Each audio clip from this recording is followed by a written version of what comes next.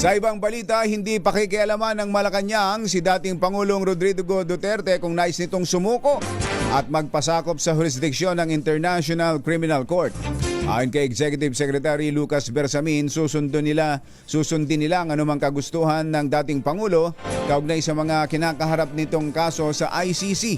Ito ang reaksyon ng Executive Secretary matapos hamunin ni Duterte ang ICC sa House Quadcom hearing na bilisan ang pag-iimbestiga sa kanya bago siya mamatay. Nagpahayag din ito ng kahandaan na mabulok sa kulungan kapag napatunayang siya'y guilty.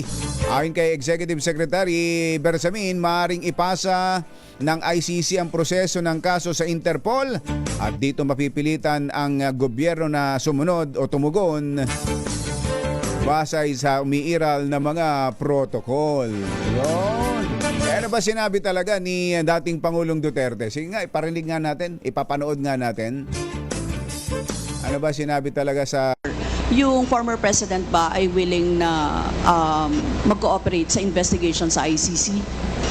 Kaugnay dito? ICC, ma'am. I'm asking the ICC to hurry up,